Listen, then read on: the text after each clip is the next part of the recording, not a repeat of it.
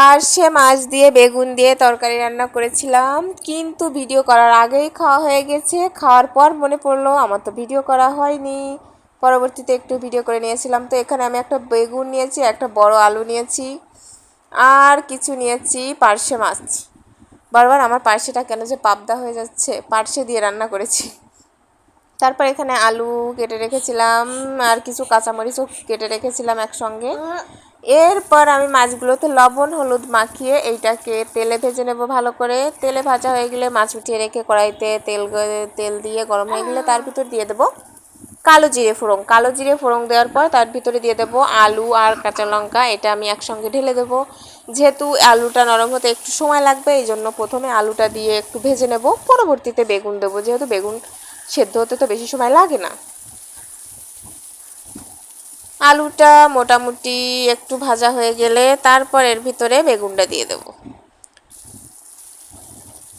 তরকারিতে কালো জিরে ফোড়ন দিলে, বিশেষ করে যে কোনো মাছের ঝোলে, আমার কাছে যেন মনে হয় একটা আলাদা ফ্লেভার লাগে খেতে আর কি।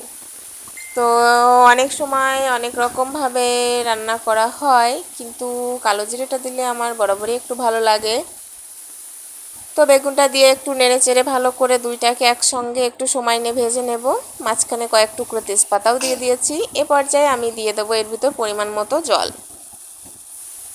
পরিমাণ মতো জল অ্যাড করে দিয়েছি।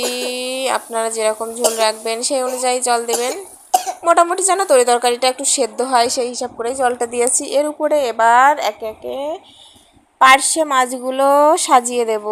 বেশি নাড়াচাড়া করা যাবে না, তাহলে কিন্তু ভেঙে যাবে মাছগুলো। মাঝে মাঝে ঢাকনা উল্টিয়ে একটু নেড়ে চেড়ে দেবো, নেড়ে চেড়ে দিয়ে আবার ঢেকে দেব। এভাবে যতক্ষণ না ঝোলটা ঘন হয়, তরকারিগুলো সেদ্ধ হয়, ততক্ষণ রান্না করব। তারপর হয়ে গেলে নামিয়ে ফেলবো।